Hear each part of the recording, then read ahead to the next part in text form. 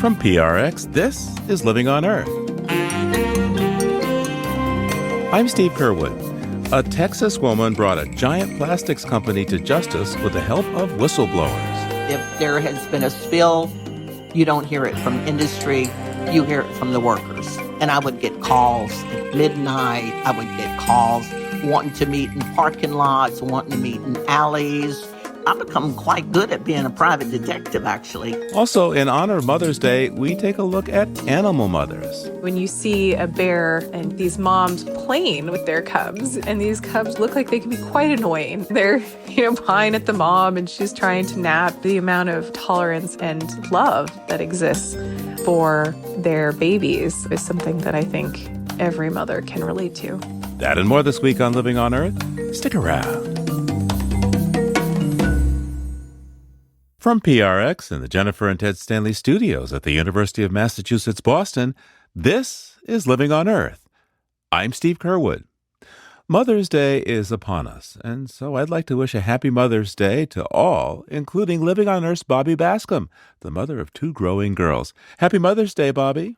Oh, thanks, Steve. Of course, you must also remember the mothers living in your personal life, your wife and your daughter. Oh, yes. Sunday brunch is a tradition in our family. Oh, sure. That's the classic.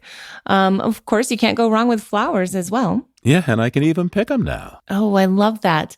But, I've been thinking a bit about animal mothers and strategies they've evolved for dealing with the challenges of motherhood, without the benefits of medicine and school, things that human mothers rely on.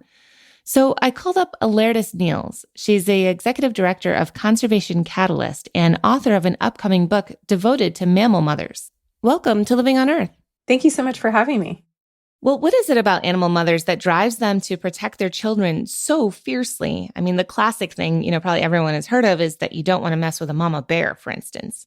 So typically animals that have really long gestation, longer periods of maternal care, those are the animals that are the fiercest mothers. So they will do kind of everything in their power, including put their own lives at risk to protect their young. And animals like bears that might invest years in their cubs are an excellent example of that.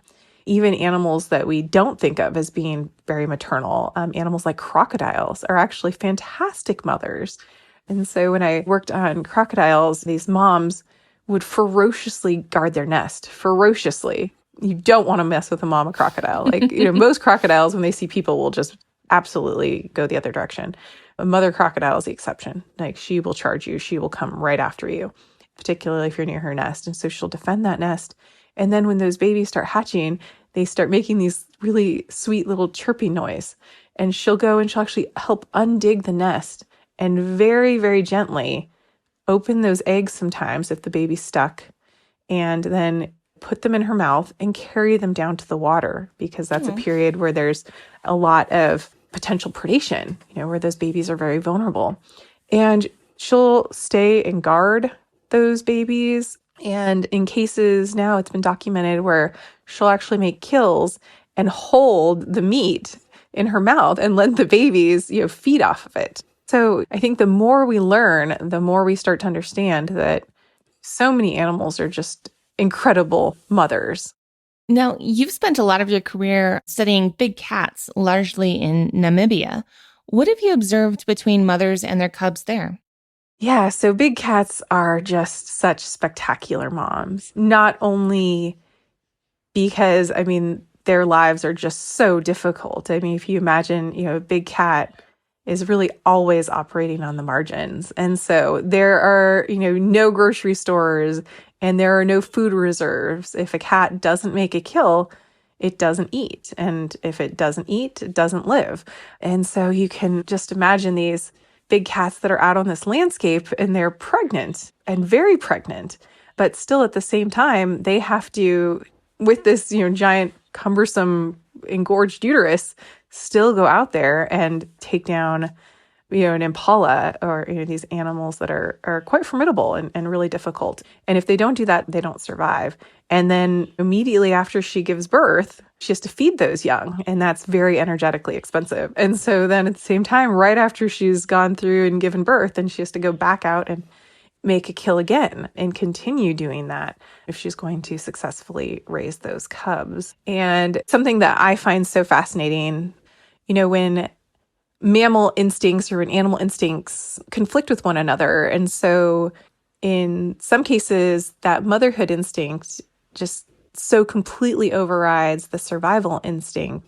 Or, that motherhood instinct is so strong that animals will actually adopt other species.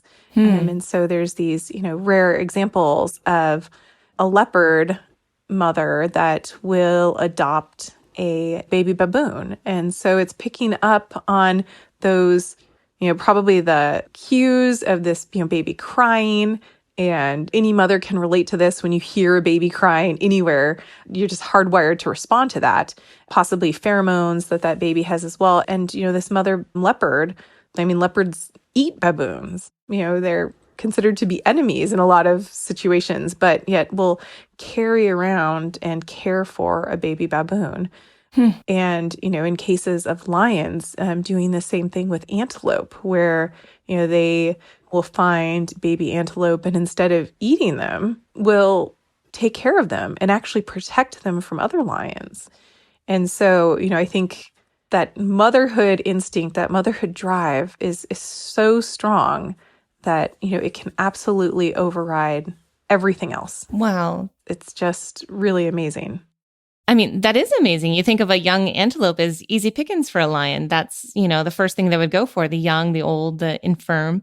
It's amazing to think that the drive to motherhood can override, the instinct to hunt and to feed yourself.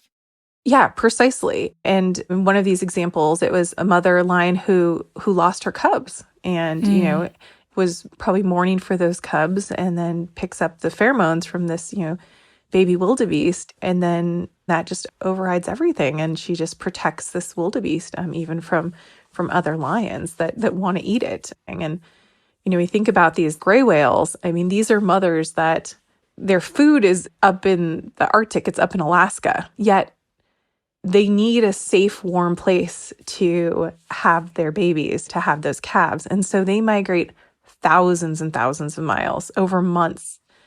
And the entire time, with this giant calf in their uterus to get to these warm, safe bays in Baja. And the entire time they're fasting. So not only is she growing this baby, but then she has to give birth to this baby. And then she has to lactate and feed this baby. And the entire time she's not eating herself. And then it's at that point where she is just absolutely energetically spent that now she has to migrate back thousands of miles slowly with this baby to get to a place where she can feed. I just think that's so miraculous. These are just, mothers that are so amazing and I'm just inspired by them every day. Now, you've been a wildlife biologist and a conservationist for more than a decade. Are there any sort of magical motherhood moments that you've experienced in that time? Yeah, I have a very special moment where we were down in Baja and we actually witnessed a gray whale that gave birth and then very gently lifted that calf. And, this is a massive calf. It's close to 15 feet long, lifts it up to the surface to take its first breath.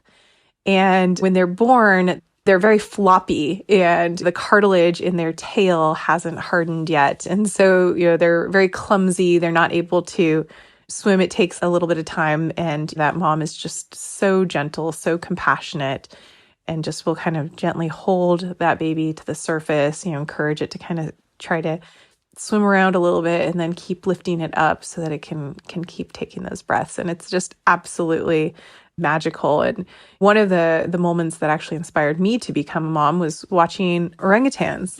So watching orangutans in Sumatra and in Borneo, and just these mothers were just so loving and their whole world was that baby. And, everything that they did was this baby. And the moms would meet in the afternoons and they would all break down branches and make these like little platform nests and bring their babies. And the babies would play together and the moms would kind of rest and they would take turns looking after the babies so that the moms could each kind of get a nap. And And, it was just so lovely and so beautiful. And that was the moment I decided that, I wanted to become a mom. It was watching that and feeling like I wanted to experience that. Absolutely. Elitris Niels is the executive director of Conservation Catalyst. Elitris, thank you so much for your time today, and happy Mother's Day. Thank you so much for having me. I've really enjoyed it.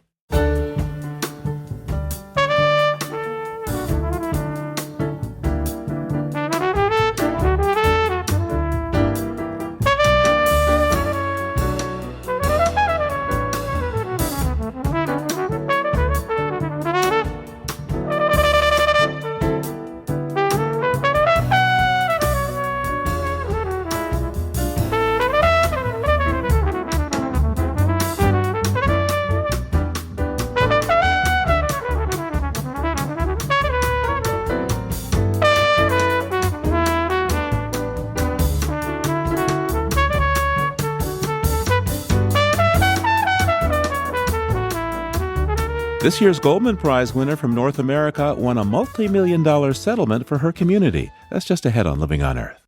We'd like to tell you about one of our sponsors, Hold On Bags. Plastic. It's everywhere we look, and not enough is being done about it. 100 billion plastic bags are used and then thrown away every year. That plastic bag you see in the gutter, or floating in a stream, or washed up on the beach, multiply that by 100 billion. Yikes, right? But there's a better way, and it can start with a better bag. Hold On trash and kitchen bags are heavy-duty, plant-based, non-toxic, and 100% home compostable, which means they break down in weeks, not decades, without filling up our landfills or polluting our oceans. To shop plant-based bags and replace single-use plastics all over your home, visit holdonbags.com/earth or enter Earth at checkout to save 20% on your order. Sustainability has never been more simple. That's HOLDON bags.com/earth or enter Earth to receive 20% off your order. Small things can lead to lasting change if we stop and say, hold on. We wanted to tell you about one of our sponsors, you. Support from our listeners is key to helping us continue providing detailed environmental news and analysis. Go to LOE.org and click donate to learn more. And thank you.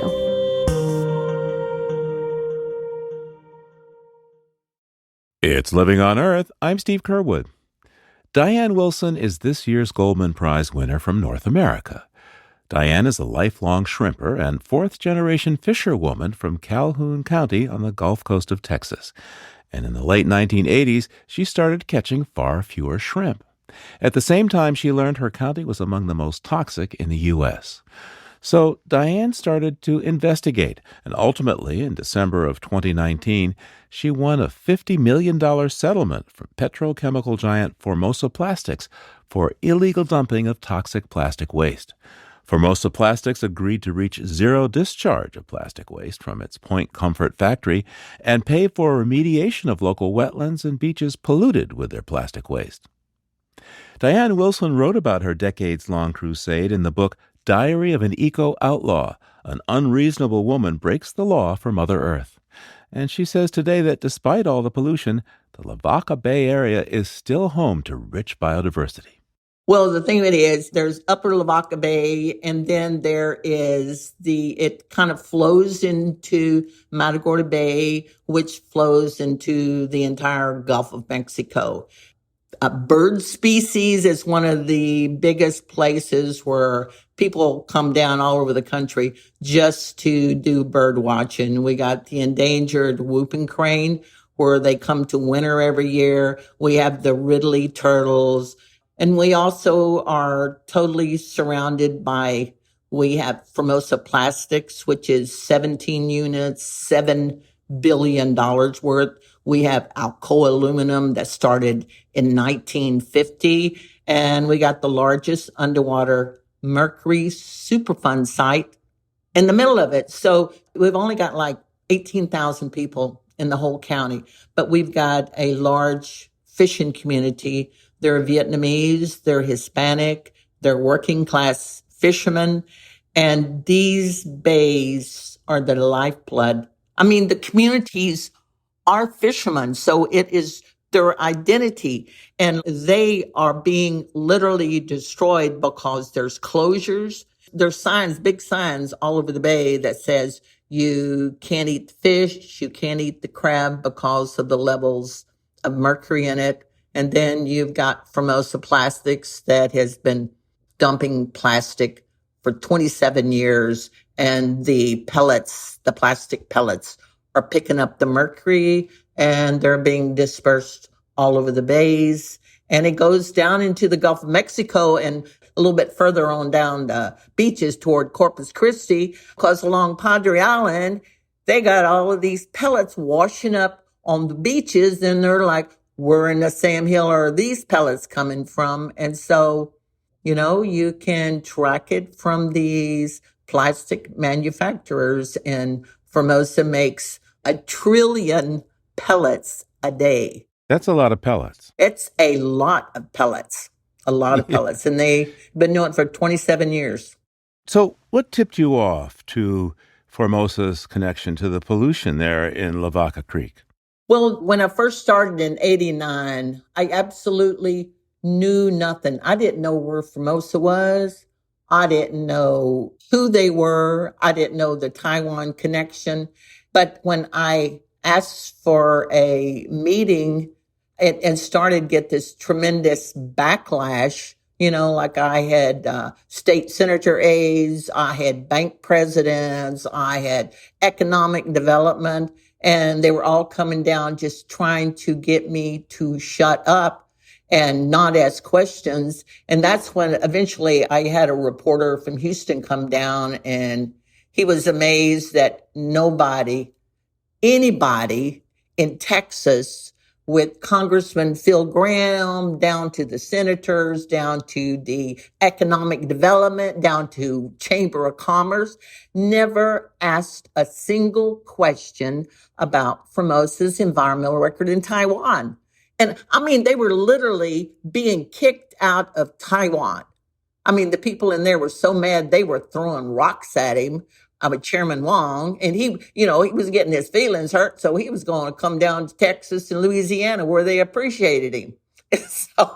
And so I started finding out their environmental record in Taiwan. And then I started having workers from the plant.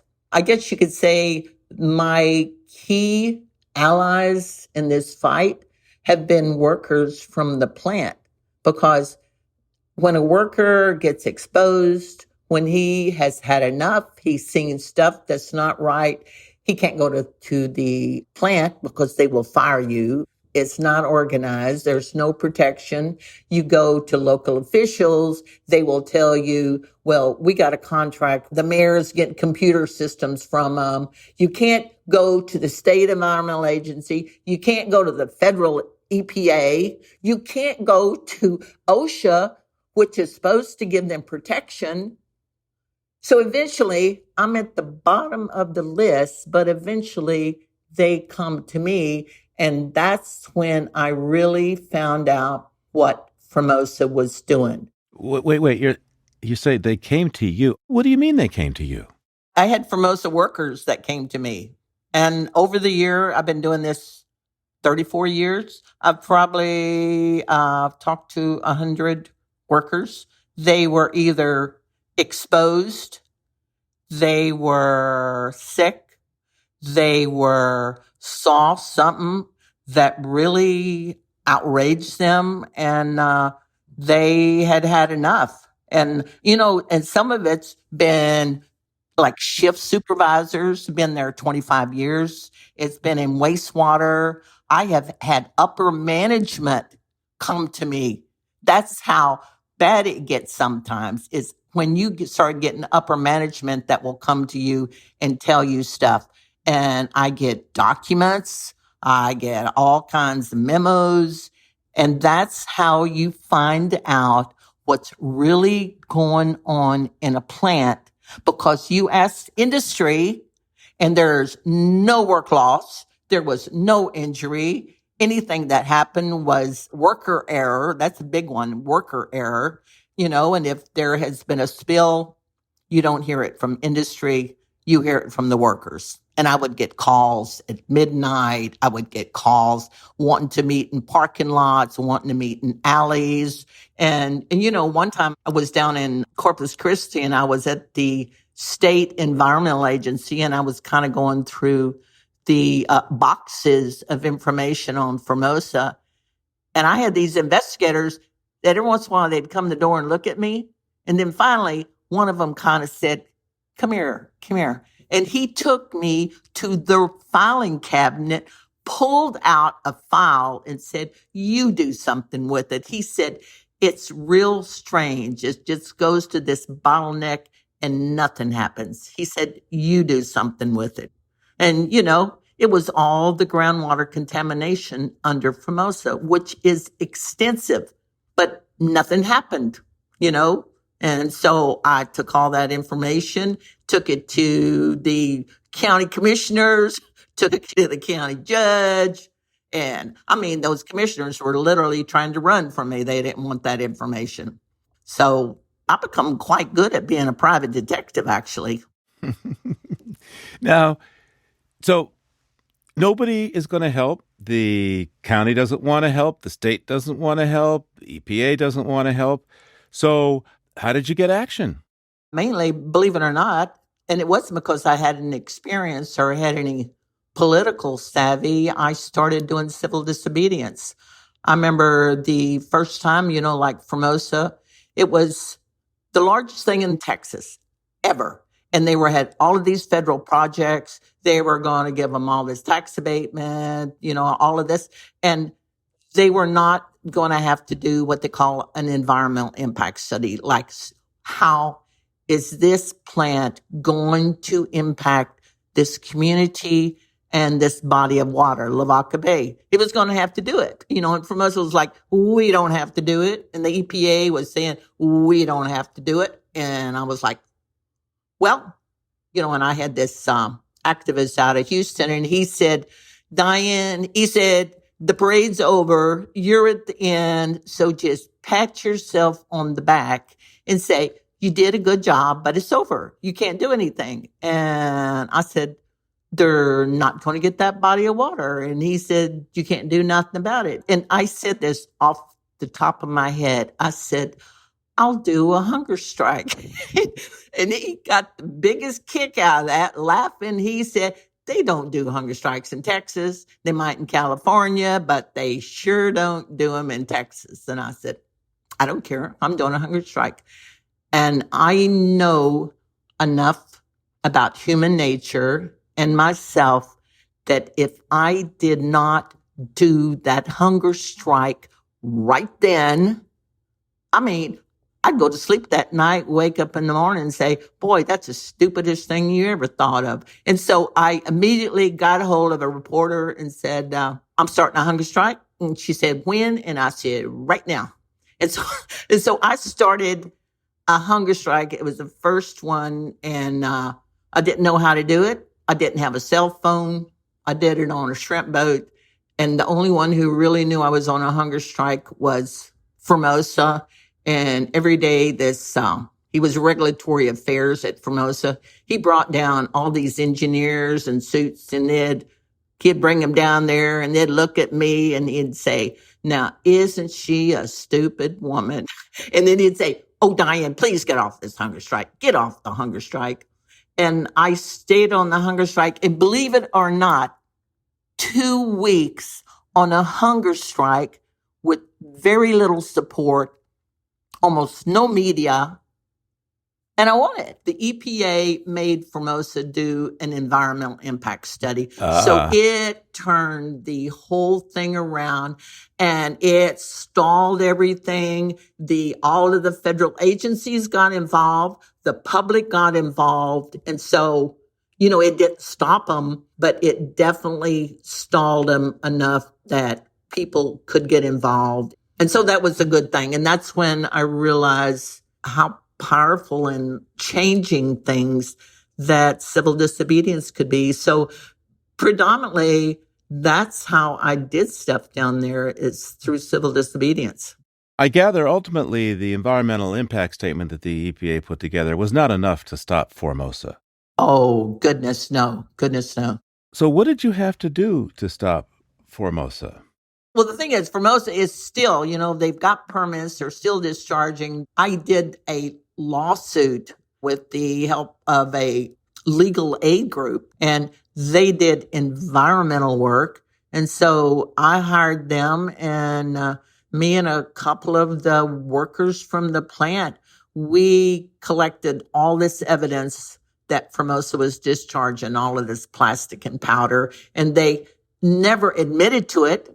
They flat told me to my face they had never discharged a single pellet.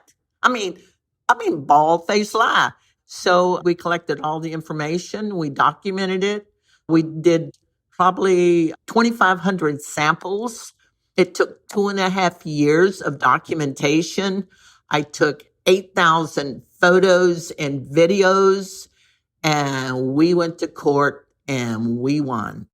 Let me ask you, when you were documenting their pollution, how did you gather evidence of their illegal release of these plastic bits, these nurdles? You had no knowledge of it. So you had to just go looking for it. And we knew it was out there. So I had a kayak. I kayaked all over that place. I finally found every single stormwater outfall. And some of these outfalls are big enough that you can land a helicopter in them. And to get a sense of the volume of them is that in Discovery, I found one of Formosa's releases out of one of the stormwater outfalls, which is not supposed to have anything but water in it. And they had released 167,000 pounds of pellets in one day at one outfall. And Formosa's been doing this for 27 years.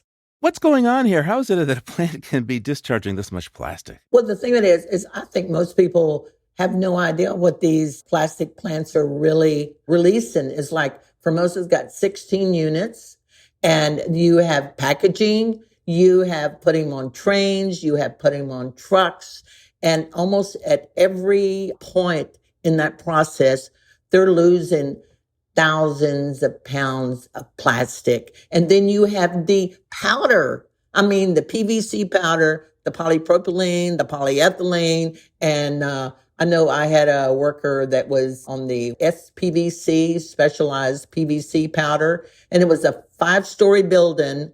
And he sent me photos from inside, and it looked like a blizzard, and powder went all the way up to the 5th story. It was open. It was in the fields. It's everywhere. It was everywhere. They lose it everywhere. How are the cancer rates? Oh my God. There was so much concern about the workers in the vinyl units, which is around the plastic, of brain cancer. They were even scared to go to the doctors because they thought they had brain cancer. It was so much of a concern that even the management got wind of it. And so they sent out a memo, and they're like, to all the vinyl chloride workers who are concerned about brain cancer from the vinyl chloride exposure. And they were sending down a doctor. And so they presented the vinyl workers with a study that was by the American Chemical Council and the Vinyl Institute. And it said there is no harm in vinyl chloride exposure to brain cancer. And as you guys just do not worry about it.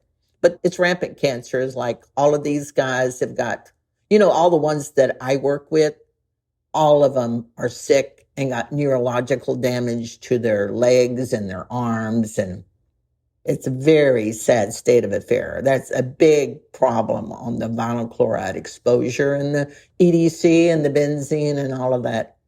It's rampant. Formosa Plastics has been trying to put up a plant in Louisiana. Oh, that's true. That's true. Local folks have been pushing back against that, and Formosa right now is on the negative side of various rulings. Any advice to the communities that are fighting Formosa there? Yeah, I would tell them the one thing, I've been doing this 34 years, and the one thing I regret was that I did not try harder to stop them completely. They have no idea how it will change their community. Like the community of Point Comfort, where Formosa is at, it started out like 1,400 people, a school, all of this. Now it's down to 600 people because the majority of the people left and wanted to get away. Formosa, the school closed down, and now it's Formosa's training center. So it is like Formosa from one end to another. The landowners next to them that have been there, the ranchers that have been there for 160 years, Formosa bought every single one of them out. They just acquired 2,500 acres. It's like a steamroller, and it will roll them down and destroy the community. So what keeps you going? I mean, you're dealing with a multi-billion-dollar corporation that, they have phalanxes of lawyers. They have, apparently, as you say, you suggest everyone from the local county politicians right on up through federally elected representatives support them. What keeps you going? I'm a fourth generation fisherwoman. My family's been here around 130 years. I've been on a boat, the back deck of a boat, since I was 8 years old. And I would say I have bonded with that bay. When I was real little and I would go down the bay to see my dad come in and bring in the shrimp and all the boats and all of that, it's like I literally could see this old woman down there, and she was always glad to see me. And this personality that she had, and I remember maybe a few years later, then I realized is that a woman was the water. I literally could see her. So the water to me is real. It's alive. It has value. It's family. And it's like, I will not let them get that bay. I will not do it. I can't. It's probably the best part of myself. Wow. I want to thank you, Diane Wilson, winner of the North American Goldman Prize of 2023. Thank you very much. I appreciate it very much.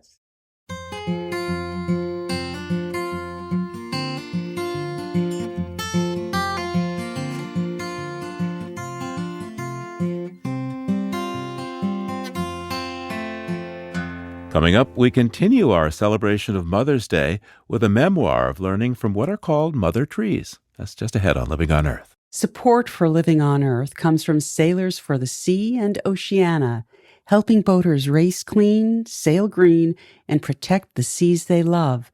More information at sailorsforthesea.org. Support from our listeners is key to helping us continue providing detailed environmental news and analysis. Go to loe.org and click donate to learn more. It's Living on Earth. I'm Steve Kerwood. And on the line now from Atlanta is Living on Earth contributor Peter Dykstra with a look beyond the headlines for us. Hi there, Peter. How you doing and what you got for us? Hi, Steve. Got a story that sounds like political and ecological good news out of Brazil. Brazil has been whipsawed on environmental policy as much as any nation in recent years, except maybe for the United States. And when President Jair Bolsonaro, also known as the Brazilian Donald Trump, was voted out, his rival, Luiz Inácio Lula da Silva, was voted back in. Lula established recently 6 new indigenous reserves in the Amazon, 1.5 million acres. It's a lot of area, bigger than some American states. There'll be no mining there and big restrictions on both logging and agriculture, the things that have begun to completely obliterate the greatest rainforest in the world. Yeah, and under Bolsonaro, there was a huge increase in deforestation, paying no attention to the fact that this forest helps us mitigate climate change by sequestering carbon and such. Climate change and overall biodiversity, there is no place in the world like the Amazon, and Lula da Silva is positioned to be its political savior, as well as the indigenous tribes that live there will be as has been the case for thousands of years, the custodians and keepers of these ecologically valuable areas. Right, Peter. They certainly have the knowledge. Hey, what else do you have for us today? We have another area where the knowledge has not so much been respected. Yosemite, like all national parks, came into being, and all of a sudden, the government was in charge of land management. And in the case of Yosemite, back in 1890, that meant in many areas that neighboring tribes were no longer in charge. And one of the things that went away is the periodic prescribed burns that had been part of the tradition of the tribes around Yosemite. And when they went away, gradually big wildfires became more common. There was a huge wildfire in July, and it destroyed not only homes, but destroyed a whole lot of forested areas that were no longer protected by the traditional ways of protecting land and preventing fires. But we know that the native folks who had lived there, presumably for thousands of years, had it all managed with small prescribed burning from time to time. Thousands of years of knowledge put up against a little bit of knowledge and a lot of power all of a sudden by the government. Native knowledge wins out every time, except when it's not allowed to prevail. And that's been the case near Yosemite. So let's take a look now at your history books and tell me what you see. I see Bartholomew Gosnold back on May 15th, 1602, not one of your more famous European-based explorers of North America, but in his own right, he was a big deal, even though he wasn't really an explorer per se. Bartholomew Gosnold was more of an attorney for explorers, but in 1602, he took a ship called the Concord into Provincetown Harbor at the tip of Cape Cod, and they had caught what he called a great store of cod, and that named that peninsula Cape Cod. Gosnold also named Martha's Vineyard, and a few years later, he was the explorer's lawyer in the exploration and founding and colonization of Jamestown in Virginia. The same year that they got there, Bartholomew Gosnold died, fulfilling the wishes of many people about many other lawyers throughout the centuries.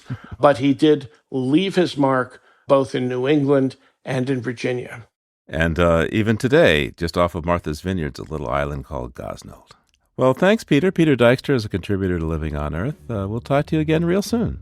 All right, Steve, thanks a lot, and we'll talk to you soon. And there's more on these stories on the Living on Earth webpage. That's LOE.org.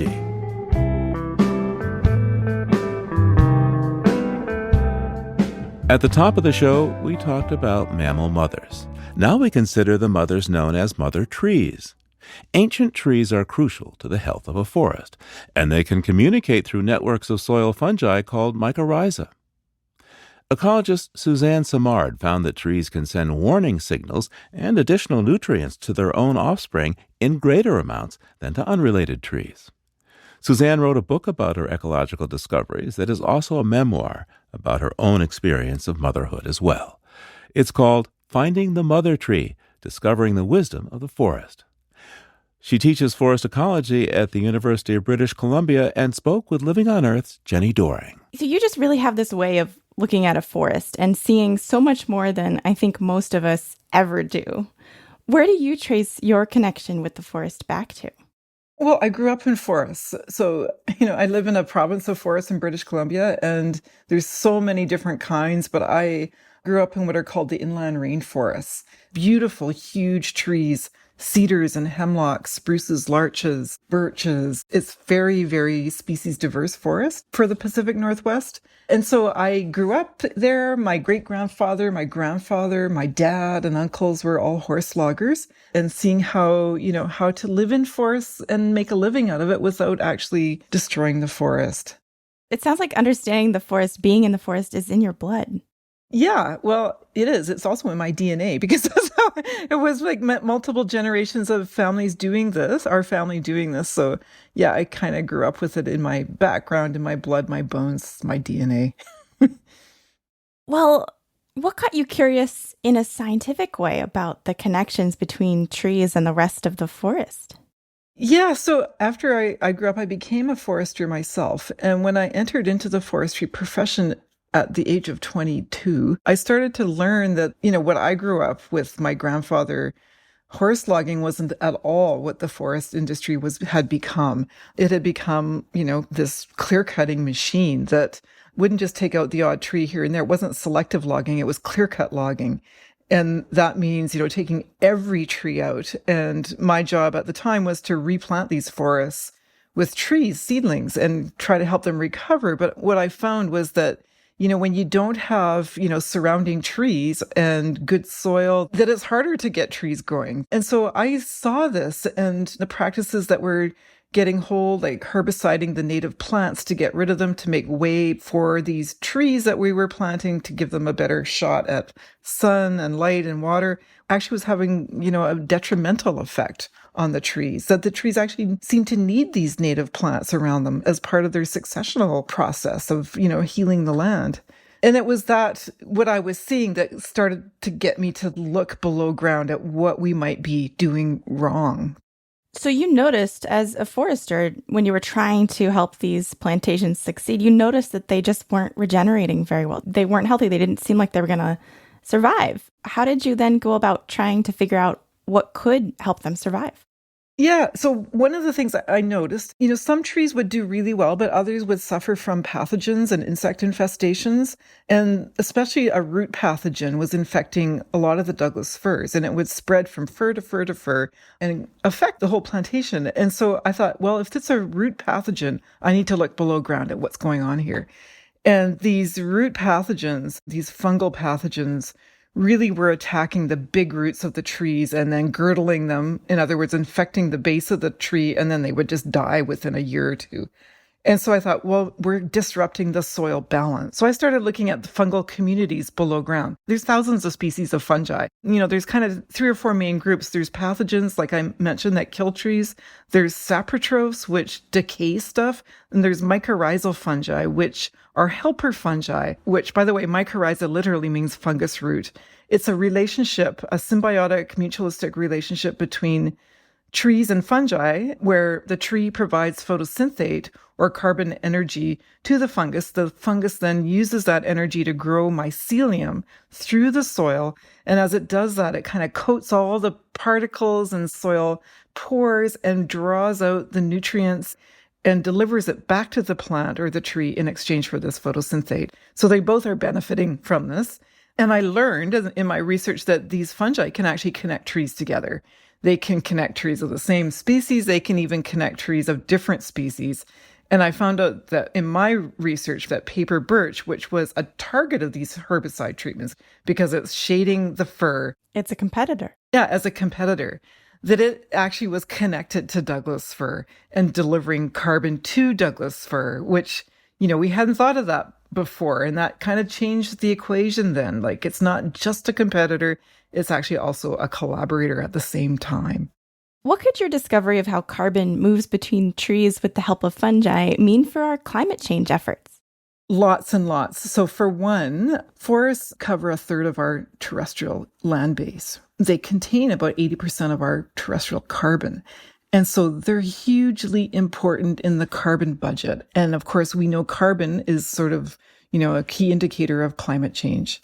And so forests are important in this. Anything that happens to forests affects the global carbon budget. And we are affecting our forests every single day. What my research shows is that keeping these old forests, these old trees, the mother trees, which are sort of the linchpins or the nucleus of the recovery of forests from any kind of disturbance, whether it's fire or logging or insect infestations, these old trees are essential in the recovery of the forest, in the regeneration of the forest. But they're also really important because these old forests, especially old growth forests, which are, basically the most aged forests, they store so much carbon in the soil, in their trunks, and they're also rich in biodiversity. The fungi in the soil they support, the lichens in their crowns, the birds that use them, and the animals, so on. These old forests are hubs of biodiversity, but we're logging them at this incredible rate right now. In where I live in British Columbia, we really only have 3% of our valley bottom huge old growth forests left. And this isn't just happening in British Columbia, it's happening around the world. The other thing that my research shows is that if we're going to log, which we're going to continue to do, but we can focus our logging in areas where it's not so impactful on biodiversity and carbon budgets, but where we do it, to leave the old trees behind.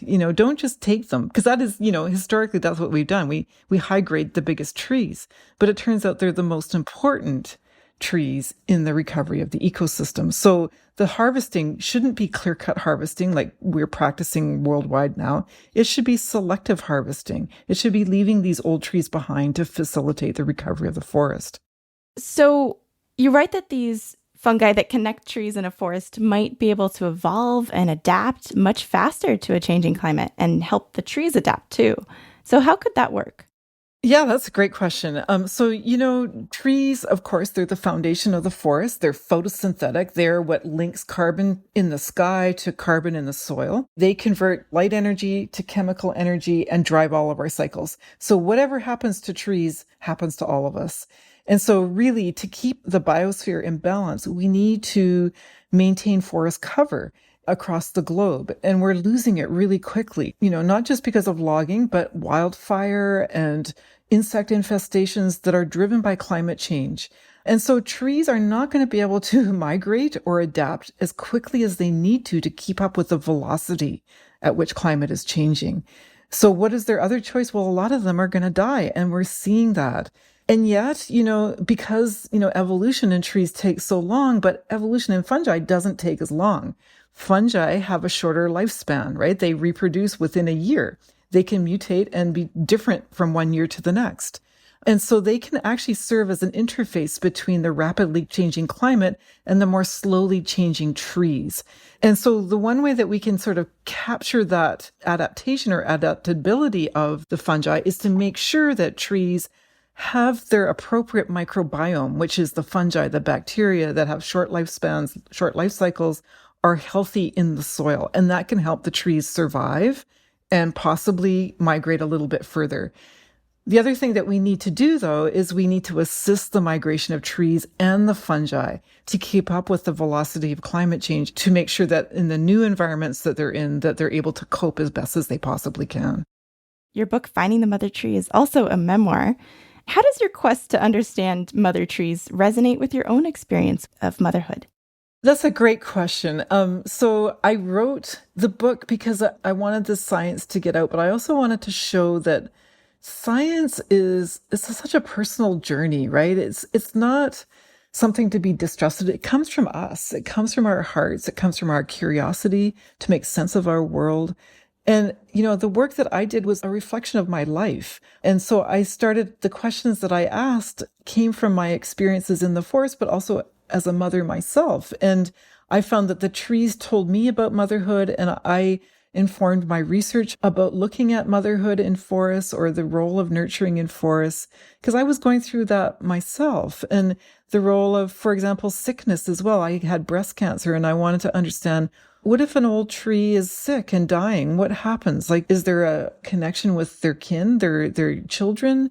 And can that inform how I'm going to respond to this? And so actually, when I got breast cancer, I set up a series of experiments with my graduate students saying, what if a mother tree is sick?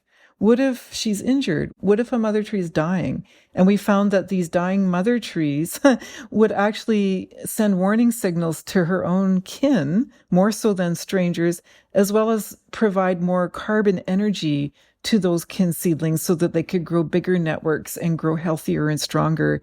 And that sort of was a way of those trees of passing on their life energy into their next generations. It's very Darwinian in a way. It's survival of the fittest. Honestly, I don't think I would have asked those questions if I hadn't gone through this experience myself.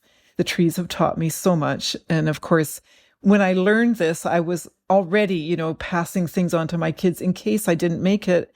And then I did make it. But I learned a lot about the importance of where to put your energy when the stakes are really high.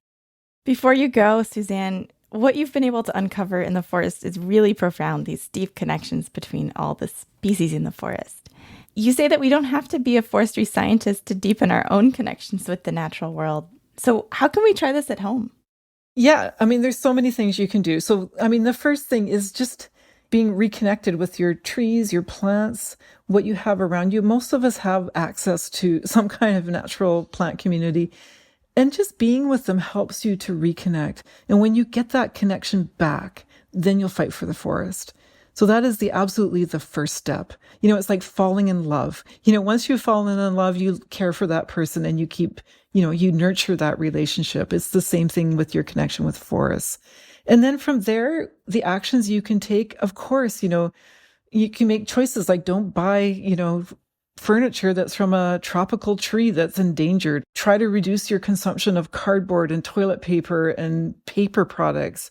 Making choices as a consumer, and that sends a strong message to the companies that are logging forests, making sure that they're sustainable practices. And you can do that by looking at, certification, which has its own flaws. But in a sense, you have a lot of power as a consumer to boycott those companies that are basically mining forests. And then, of course, the next step is to become active in the change itself, the change makers, the ones that are on the lines, maybe a protester or maybe a writer or, doing interviews like this. Those are all important steps as well. Getting the word out, educating, getting people aligned so that we all care and fight for our planet because we need it to survive. Suzanne Simard is a professor of forest ecology at the University of British Columbia and the author of Finding the Mother Tree. She spoke with Living on Earth's Jenny Doering.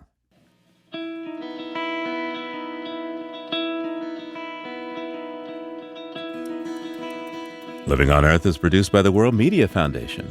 Our crew includes Fern Alling, Naomi Ehrenberg, Bobby Bascom, Paloma Beltran, Iris Chen, Josh Kroom, Jenny Doering, Swayam Gagneja, Mark Couch, Mark Seth Lender, Don Lyman, Justneil Mahal, Louis Mallison, Ainsley O'Neill, Sophia Pandelides, Jake Rigo, Elle Wilson, and Yolanda Omari. Tom Tiger engineered our show. Allison Lierstein composed our themes. You can hear us anytime at LOE.org, Apple Podcasts, and Google Podcasts. And like us, please, on our Facebook page, Living on Earth. We tweet from @LivingOnEarth, and you can find us on Instagram at Living on Earth Radio. And you can write to us at comments@LOE.org. I'm Steve Curwood. Thanks for listening, and happy Mother's Day. Funding for Living on Earth comes from you, our listeners, and from the University of Massachusetts, Boston, in association with its School for the Environment, developing the next generation of environmental leaders, and from the Grantham Foundation for the Protection of the Environment, supporting strategic communications and collaboration in solving the world's most pressing environmental problems.